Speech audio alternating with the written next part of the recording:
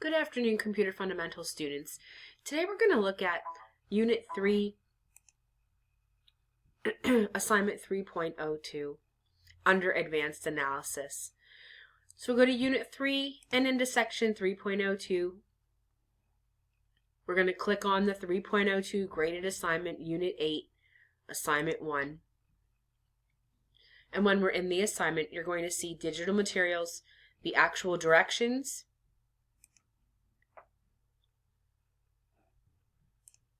and then CFB Unit 3 Assignment 1 spreadsheet.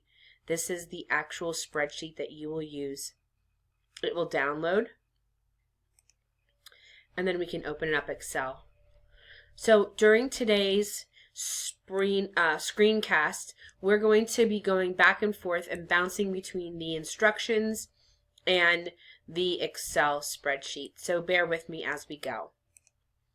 Okay, the first thing that's going to happen is when I look at the instructions is it gives you a little background information, such as you've been hired by the FBI to analyze a list of mobsters and their crimes, and you're going to be checking over errors that the previous analyst made. The first step is to save the spreadsheet as mobsters_1_ your name. So let's do that first. We're going to do File, Save As. We're going to go into the place where you save your documents, which would be the Computer Fundamentals folder. And we are going to go ahead and call this mobsters_1_ and I'm going to put in my name, and I'm going to click Save. And now I have saved my document. Saved my Excel spreadsheet, sorry. Your job is to analyze the sheet, add formulas, find errors, and fix them. There's a lot of information, so let's break it down so it doesn't seem so overwhelming. Okay? In columns A, B, C, and D, you are not going to touch these columns or alter them in any way. These numbers will stay the same. This bit of information will stay the same. We will, however, come down and enter two formulas at the end of column D.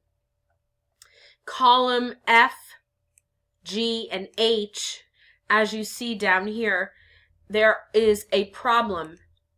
These should be 0, and they are not. Therefore, we are going to have to make some adjustments. And then lastly, over here, columns J, K, and L, again, these two numbers should be 0. So we're going to have to go in and fix some of the formulas to make sure that that occurs.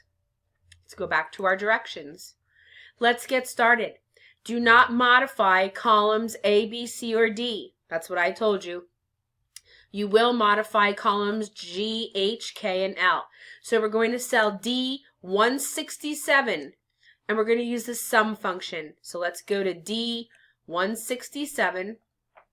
We're going to all the way down to the bottom here, D167, and we're going to do equals sum paren, and we are going to sum all of the amounts in the payout column, and it's going to add them all up.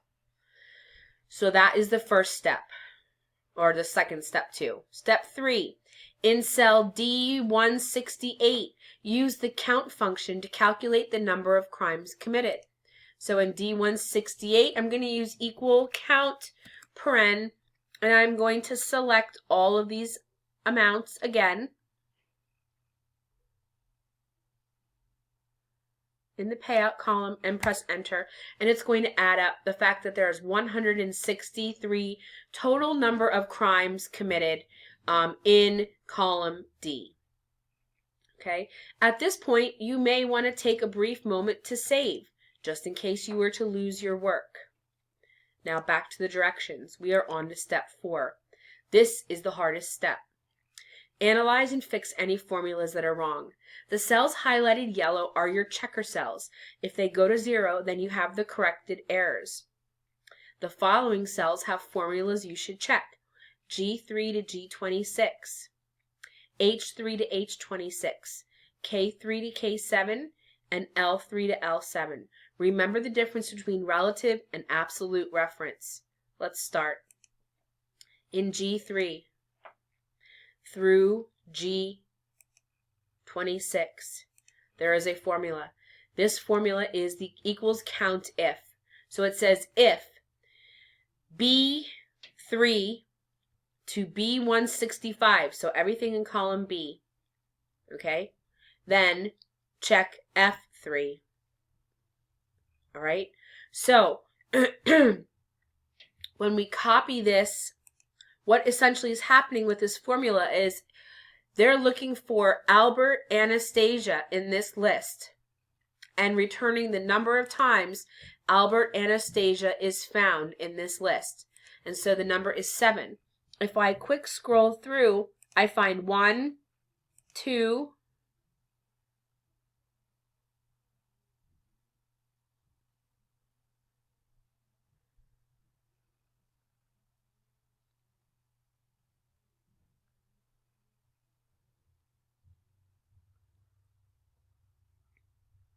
3, 4,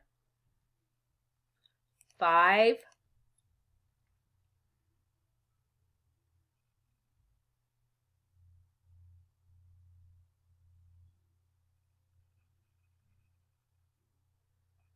I missed 2. They're in here. 1,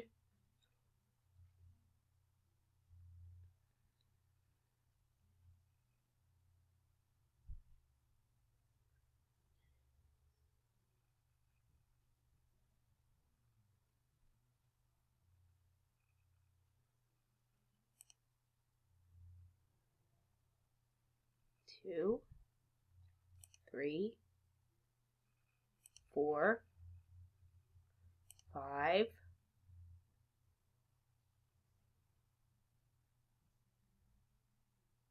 6. Now I missed 1. So, but they're in here. As you can see, when you're scrolling through, I just must be missing 1. They are all in here when you use this formula. Okay? But when we go to copy this formula down to the other cells, things begin to change. So if in this cell, we are using cells B3 to B165, okay? When we copy this down, it is now using only B4 to 166. Our cells are changing. B5 to 167, B6 to 168. So we're losing cells at the top and we're adding cells in at the bottom. We need that to stop. And in order to make that stop is we need to make these absolute cell references instead of relative. So I need to put a $sign in front of the B, a $sign in front of the 3. I need to put a $sign in front of the B and a $sign in front of the 165. So that when I copy this formula down now, it is not going to change those numbers. Those cells will stay the same. But F3 will change to F4, will change to F5, F6, F7. So this column will change,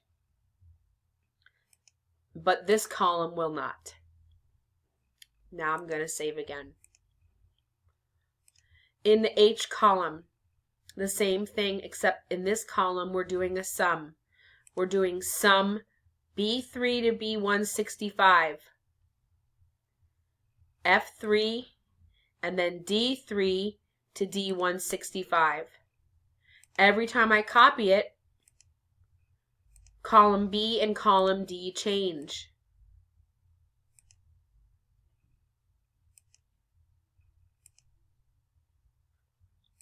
Okay, we don't want that to happen. So we're going to go back in here and make these absolute. $sign B, $sign 3, $sign B, $sign 165. Then D, $sign D, $sign 3, $sign D, $sign 165. We do want to allow the F3 to change to F4, 5, 6, so on and so forth. So I'm going to copy these down now. And if I'm correct, and I have put in the absolute reference in the right areas, these two numbers here should be 0. and they are. They should match up. 163, 163, so I should get 0. 82 million, I should get 0. Okay, the last place we need to look is over here, excuse me, in column K and column L. In column K, we are calculating count if the number of crimes, and we're using C3 to C165. Again, if I copy and paste that formula down, it's going to adjust from C3 to C4 to C5 to C6. Don't want them to change. So I'm going to make those absolute cell references. C3, C, $3, C, $3, $3, C, $165. Now when I copy down this formula, okay, I'm getting the correct answer. I know that because I have a 0 here. The last thing would be the payout. Again, let's make absolute reference for these columns and rows so that we do not have them changing as we copy the formula. Oops. Okay, and when I copy and paste this down again, it's going to leave the cell references the same, absolute, and I'm going to also get a 0. So the difference here is I've made these cells absolute up here. That way they can never change. We're always going to use a range of C3 to C165 and D3 to D165. Okay, back to our directions. The last step is to answer the questions in the white on black. Which mobster made the most money and which crime was the most frequently committed is identified. So which mobster made the most money? So we have to find the max. Which mobster made the most money? Find the highest amount.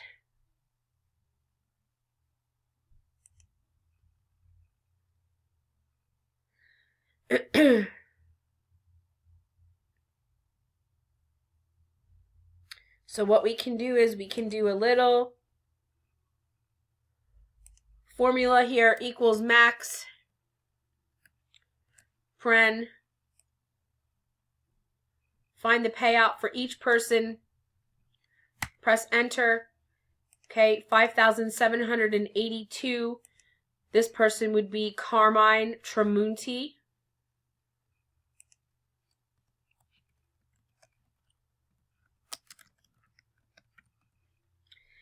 Which crime had the most number of crimes?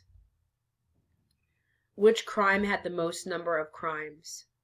We can look very simply here. The answer would be extortion.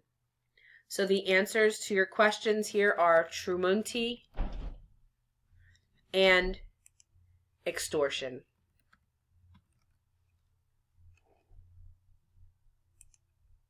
You are now ready to submit this to the assignment 3.02 assignment folder, which if we go back into our course to tools, assignments, we're going to scroll down till we see 3.02 graded assignment unit 8 assignment 1, and we will upload to this location.